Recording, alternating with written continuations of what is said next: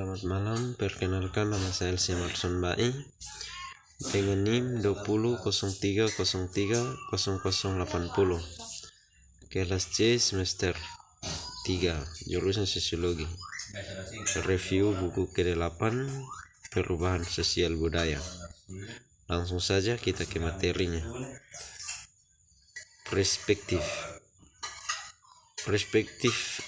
atau abstrak keadaan fisik kita mempengaruhi pikiran dan emosi kita, sedangkan yang terakhir mempengaruhi kesehatan fisik dan kesejahteraan kita secara keseluruhan. Paradigma pose yang melandasi buku ini didasarkan pada pemahaman bahwa keberadaan manusia adalah komposisi jiwa, hati, pikiran, dan tubuh yang diekspresikan sebagai aspirasi, emosi, pikiran, dan sensasi. Interaksi mereka berdiri secara simetris dengan interaksi 4 dimensi masyarakat, individu, komunitas, negara, dan planet bumi. Dalam kurung Walter 2020a. Tidak ada yang lengkap dalam kesendirian setiap individu, setiap hewan, dan setiap bagian alam mengandung seperangkat aset unik memungkinkannya untuk membantu orang lain terpenuhi. Kami adalah bagian dari sebuah simfoni dengan adanya terhitung yang secara interaksi selaras satu sama lain. Jumlahnya lebih dari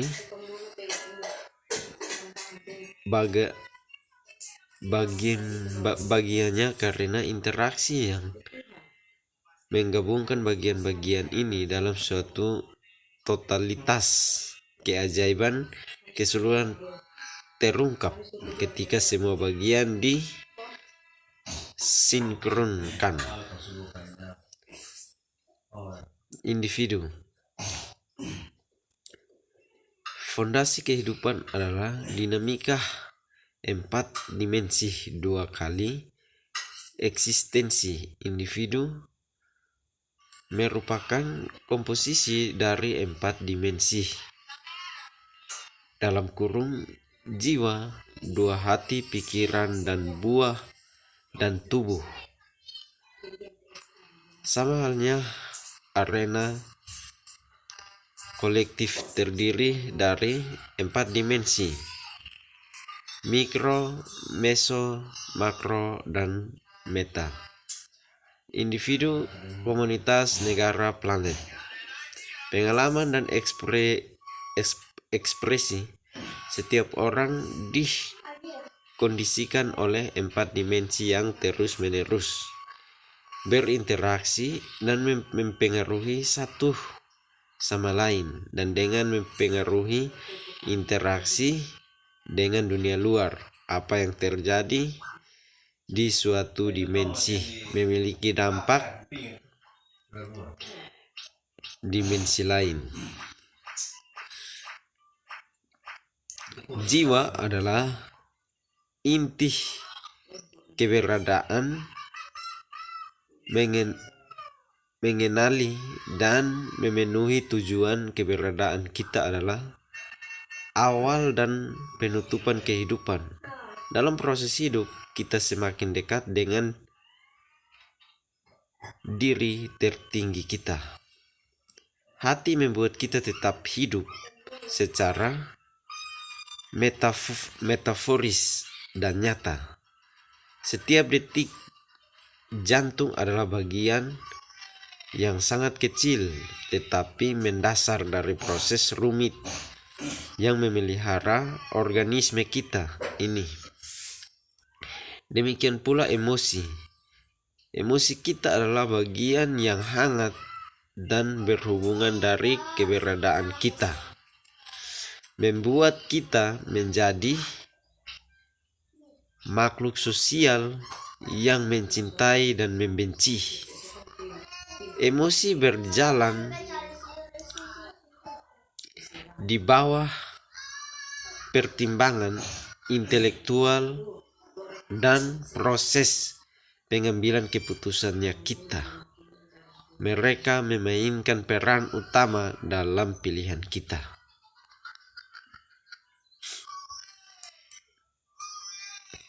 Pikiran menyaring, menganalisis dan menilai input sensorik yang masuk melalui struktur fisik. Berdasarkan pengalaman masa lalu, itu menarik kesimpulan dan membuat keputusan, sementara emosi menjual dan melewati kendali kita. Pikiran tunduk pada perubahan sadar. Pikiran menghasilkan emosi. Pikiran-pikiran ini menawarkan titik masuk untuk memahami emosi yang dihasilkan, mendapatkan kendali atas aliran pikiran dimulai dengan kesadaran akan keberadaan dan pengaruhnya. Tubuh adalah antara muka fisik antara pikiran dan materi, menghubungkan alam internal dan eksternal kita. Ini adalah saluran di mana individu mengalami lingkungan mereka dan mengekspresikan diri di dalamnya. Tubuh antar muka, antar alam dan alam luar, antara diri orang lain. Alam keberadaan kita terhubung dan terus-menerus saling mempengaruhi, berfungsi seperti membran dimensi fisik tubuh. Di satu sisi berfungsi untuk mengalami lingkungan dan sisi lainnya untuk mengekspresikan diri kita di dalamnya. Rangsang mengalir di kedua arah. Dalam kurung dinamika luar dalam atau luar dalam ini dieksplorasi lebih lanjut.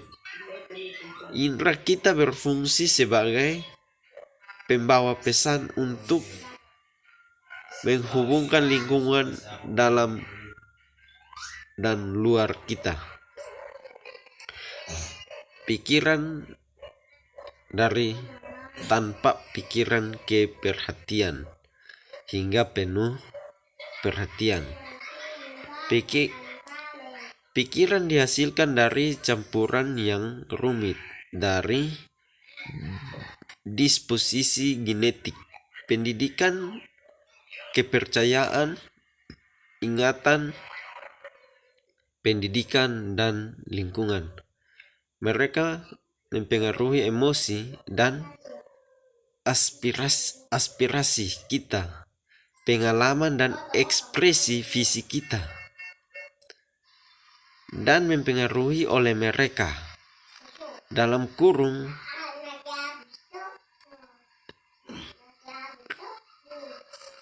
Kahneman 2011, hati memiliki alasannya yang tidak diketahui oleh akal. Dalam kurung pasal dalam Graham 1998, proses berpikir yang menawarkan titik masuk untuk mempengaruhi emosi kita secara sistematis, karena meskipun kita tidak dapat mengendalikan lingkungan yang memicau respons emosional kita atau emosi itu sendiri.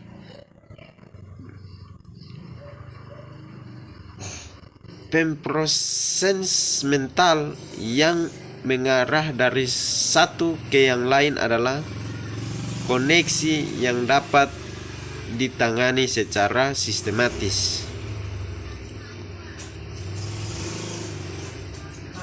Hati pelabuhan emosi.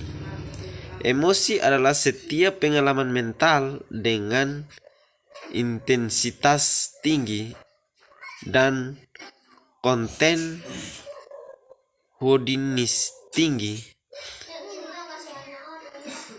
Kesenangan atau tidak kesenangan. Berbagai penjelasan ilmiah tentang sifat emosi ada.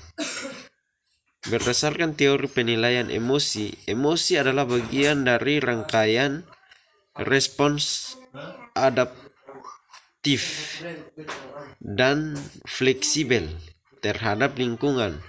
Perilaku emosional manusia sangat bergantung pada dan faktor individu, sosial dan sejarah yang ikut bermain ketika individu menilai lingkungannya. Teori penilaian konkret berpendapat bahwa emosi adalah penilaian tentang sejauh mana situasi Anda saat memenuhi tujuan Anda. Watson dan Spencer 2007. Yang lain berpendapat bahwa emosi adalah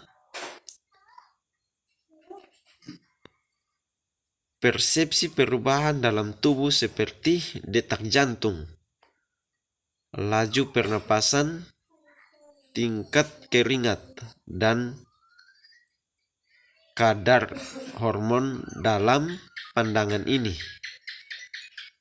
Kebahagiaan, kesedihan, dan kemarahan adalah jenis persepsi fisiologis yang berbeda daripada penilaian mereka adalah reaksi mental terhadap berbagai jenis keadaan fisiologis. Pikiran bias emosi atau keputusan. Pikiran bias emosi keputusan perilaku secara sistematis, menganalisis keadaan emosi seseorang dan manifestasinya melalui ucapan atau perilaku melibatkan proses 4 langkah. Langkah yang pertama, pengakuan emosi secara sadar, melabelinya. 2. Apresiasi, menilai yang menopang emosi pikiran yang dipicu oleh nilai-nilai ini dalam situasi itu. Pengakuan konsekuensi dari reaksi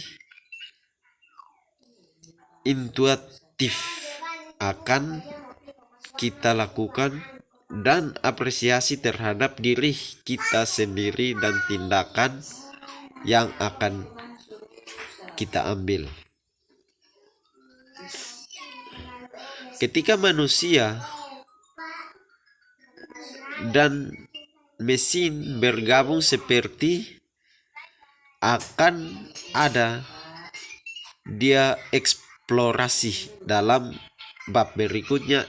Empati dan kasih sayang lebih penting daripada sebelumnya, mewakili salah satu benteng terakhir kemanusiaan. Mereka dituntut untuk mencapai masyarakat yang ditandai dengan solidaritas,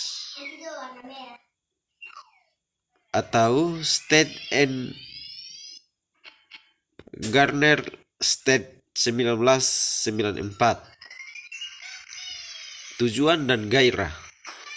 Tujuan dan gairah tidak identik. Keduanya melekat pada manusia. Gairah bersifat pribadi dan mendasar. Ini adalah perasaan yang berlabuh di tubuh. Misalnya, dorongan seks dan hati mengejarnya adalah motivasi emosional. Di sisi lain, jenis tujuan yang kita tuju dipengaruhi oleh campuran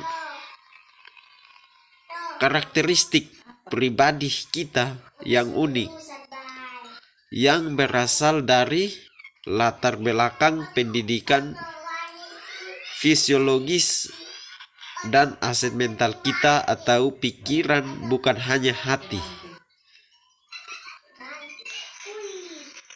Kebahagiaan dan arti.